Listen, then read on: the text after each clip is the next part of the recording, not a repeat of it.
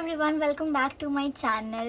तो ये एक वीडियो है जस्ट टू टेल यू कि हाउ टू बी प्रोडक्टिव, क्योंकि आज हमारा डे 1 था ऑफ 40 डे चैलेंज। मैं अभी पूरी एग्जॉस्टेड हूँ। मेरा कंप्लीट हो चुका है तीनों स्लॉट, बट स्टिल थोड़ी सी एनर्जी निकाल के I am recording this video ताकि मैं बता सकूँ, कुछ लोगों को हेल्प कर सकूँ जो लोग अपना कंसंट्रेशन एक जगह पे नहीं रख पाते हैं। There are few tips. इसमें से अगर आप इसको फॉलो कर रहे हो तो आई एम प्रेटी श्योर कि आप लोग अपने जो कंसंट्रेशन है वो एक जगह पे रख पाओगे और अच्छे से पढ़ पाओगे, मोर प्रोडक्टिवली पढ़ पाओगे। मैंने सारे पॉइंट्स अपनी नोटबुक पर लिख लिए सो दैट मैं भूलूँ नहीं। सो पॉइंट नंबर 1 है हमारा टू बी आइसोलेटेड। सी, अगर आप सोच रहे हो कि आपको कोई कॉम्पिटिटिव एग्ज़ाम देना है, if you are serious enough about it, आप श्योर कि हाँ आपको कॉम्पिटिटिव एग्ज़ाम देना है, ये आपके लिए बस एक ड्रॉप मजाक नहीं है, या फिर आप इसके लिए ज़्यादा सीरियस नहीं हो तो फिर स्किप कर सकते हो।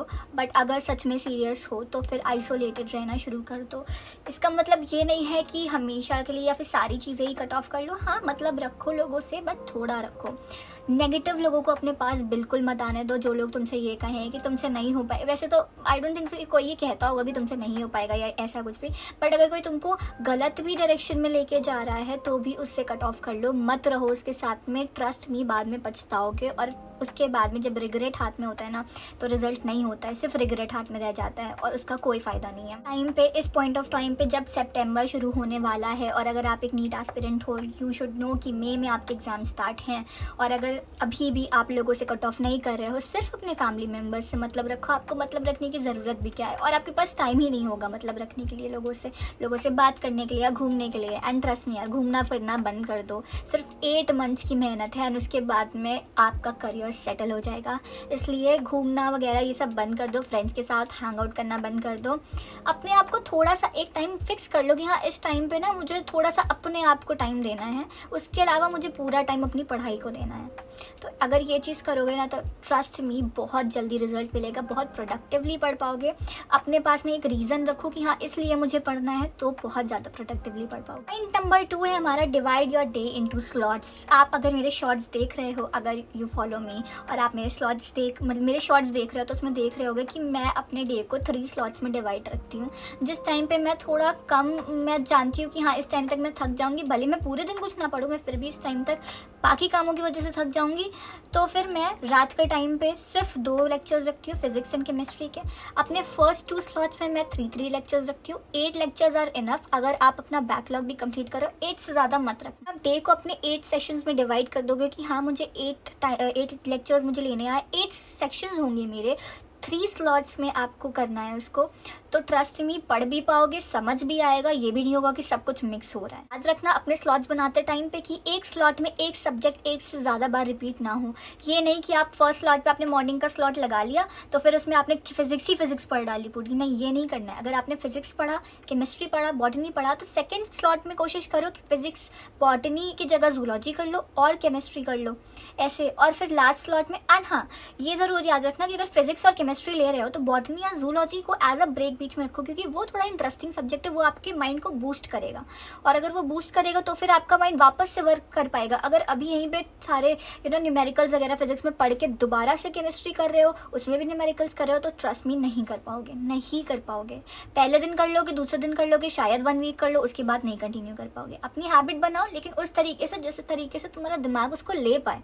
अपने दिमाग पे तब बर्डन नहीं डालना है, अच्छे से पढ़ना है, बट प्रोडक्टिवली और स्मार्ट वर्क करके पढ़ना है। हमारा 3rd पॉइंट है complete your task as if it's a game. See, हम लोग ना जब गेम खेलते हैं तो हमें रहता है ना कि नहीं ये तो कंप्लीट करना है, इस लेवल को कंप्लीट करना है, फिर हमें नेक्स्ट लेवल पे जाना है। और मैं ना जब अपने 10th के बोर्ड्स के लिए पढ़ रही थी तब मैंने ये वाला अपना मेथड एक अपने तरीके से निकाला था, और तब से मैं इसको फॉलो करती आ रही हूँ। और ये इतना अच्छा रिजल्ट देता है कि अगर आपने देखा कि आपके फर्स्ट स्लॉट में 3 सेशंस है, आपने टाइम वाइज डिवाइड कर लिया, आपको पता है कि आपके लेक्चर में इतना टाइम लगेगा, प्लस आपके नोट्स में इतना टाइम लगेगा, और बाकी चीज़ों में इतना टाइम लगेगा। ऑलमोस्ट 3 आवर्स आपके एक सब्जेक्ट कंप्लीट करने में, एक स्लॉट का एक पार्ट पे लगेगा। तो फिर आपको क्या करना है, उसको आपको एज अ टास्क कंप्लीट करना है। अभी बोर हो रहे हो ना, फिर सोचो नहीं मुझे ये तो कंप्लीट करना है, मुझे ये पूरा अपना कंप्लीट करना है, इसके बाद में मेरा एक छोटा सा ब्रेक होगा, फिर मुझे सेकंड कंप्लीट करना है, मुझे स्लॉट जल्दी से जल्दी कंप्लीट करना है, फिर मैं नेक्स्ट लेवल पे पहुंच पाऊंगी। अगर ऐसे करके इसको एज अ गेम लोगे पढ़ाई से ज़्यादा, तो फिर ज़्यादा मज़ा आएगा और फिर मज़े के साथ में पढ़ पाओगे। तो ये एक बार ट्राई करना, ये मेरी मैंने ये ट्राइड एंड टेस्टेड मेथड है, तो मैं ये बता सकती हूँ। ओके, सो हमारा फोर्थ जो है वो है फिक्स स्लीपिंग शेड्यूल। देखो, सुबह उठने का और रात को सोने का, इन दोनों का टाइम कर लो फिक्स, ठीक है। आई नो नहीं हो पाता है, फ़ोन चला रहे हो ना तो फिर फ़ोन ही चलाते रह जाओ। क्यों कर रहे हो पढ़ाई, क्यों कर रहे हो भाई, पढ़ाई क्यों ही करनी है। अगर फ़ोन ही चलाना है तो फ़ोन चलाओ, अगर दोस्तों के साथ घूमना है तो फिर उन्हीं के साथ घूम लो, करियर जाए भाड़ में, उसकी क्या फिर टेंशन है। बट अगर सच में पढ़ना है तो फिर फ़ोन को रखो साइड में, लोगों को रखो साइड में, ठीक है। सुबह अपने उठने का टाइम फिक्स कर लो और रात में अपने सोने का टाइम फिक्स कर लो। अगर इतना कर सकते हो तब तो इस फील्ड में आओ, अगर नहीं कर सकते हो ना तो बिना बात के अपने पेरेंट्स के पैसे बर्बाद करे कोई फ़ायदा है नहीं। अपना स्लीपिंग शेड्यूल और अगर तुम अपना उठने का ये दोनों फिक्स कर ले रहे हो तो फिर तुम्हारे पास में दिन का जो तुम्हें टाइम है ना वो तुम्हें पता चल जाएगा, मेरे पास इतना टाइम है और इतने टाइम में मुझे अपना पूरा कंप्लीट करना है। अभी तुम सो रहे हो 1 या 2 पे और फिर तुम उठ रहे हो वही 12 या 1 पे दोबारा से, फिर तुम्हारे पास टाइम ही कितना बचा। फिर तुम्हें तुम्हारा जो नून टाइम है उसमें तुम्हें लेजीनेस फील होगी, उसमें तुम इतना प्रोडक्टिवली नहीं पढ़ पाओगे, फिर तुम्हारे पास टाइम ही कितना बचा। लेकिन अगर तुम सुबह उठ रहे हो कि हाँ मुझे 5, 6 या 7 तक उठ जाना है हर हाल में, फिर तुम्हें है कि हाँ मुझे 10 या 11 तक सो जाना है। अगर तुम नाइट आउल हो तो फिर तुम अपने हिसाब से अपना फिक्स कर सकते हो टाइम जिसमें भी तुम कंफर्टेबल हो। बट याद रखना कि अगर तुम्हारे पास एक स्लॉट हो तो वो तुम्हारे पास एक अच्छे टाइम का हो, तुम उस पूरे टाइम पे अच्छे से पढ़ पाओ। ओके गाइस, तो हमारा फोर्थ जो है वो है revision. Revision is very very important. Revision is the main की टू सक्सेस। अगर आप रिवाइज नहीं कर रहे हो तो फिर पढ़े कोई फ़ायदा नहीं है, क्योंकि आप एक टाइम पे आएगा आपका दिमाग जब आपकी नई चीज़ें वो कैच करता जाएगा, पुरानी चीज़ें भूलते जाओगे। और ये चीज़ मेरे ऊपर हुआ है, मतलब मैंने ये चीज़ खुद से फील करी है। मैं पूरा चैप्टर भूल गई थी और मुझे दोबारा से उसको रिवाइज दोबारा से डिटेल वीडियो देखनी पड़ी क्योंकि मैं पूरा भूल गई थी। इस वजह से मैं कह रही हूँ कि ये गलती तो मत करना। मैं कर चुकी हूँ, मैं देख चुकी हूँ कि इसका क्या रिजल्ट होता है, बट आप मत कर। सिक्स्थ एंड लास्ट एंड बहुत ही ज़्यादा इंपॉर्टेंट चीज़ ये है कि don't skip studies even if you don't want to study.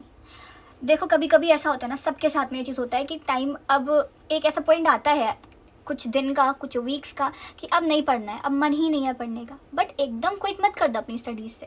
उसके साथ में कनेक्शन कि हाँ आपको जब नेक्स्ट टाइम आप पढ़ने बैठो, एकदम डिटेल्ड वे में पढ़ने बैठो ना, तो फिर आपका ये ना हो कि एकदम कनेक्शन ही लूज़ हो गया। वो कनेक्शन बनाए रखो। इसलिए चाहे अपने नोट्स रिवाइज कर लो, चाहे एक ही पेज पढ़ो, पूरे दिन में एक ही पेज पढ़ो, लेकिन अपने सब्जेक्ट से कनेक्टेड रहना। ऐसे एकदम से ये नहीं कि आज मैं पूरा अपना, ये मेरा चीट डे है और मैं तो आज बिल्कुल नहीं पढ़ूंगी या पढ़ूंगा, और मैं अब 1 वीक बाद या 1 डे बाद भी अगर पढ़ो तो भी सुबह या शाम में या जब भी थोड़ा सा भी मन आपका हल्का होना, तब उठा लिया अपनी बुक, एक पेज ही रीड कर लिया, कम से कम उस सब्जेक्ट से कनेक्टेड रहो।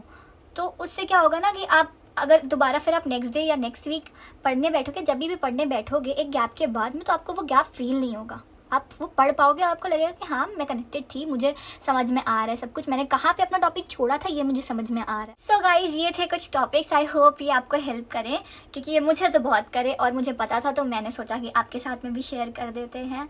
I hope you like these things, and अगर you like it, then please like, share and subscribe my channel for more such videos. Thank you. Bye bye.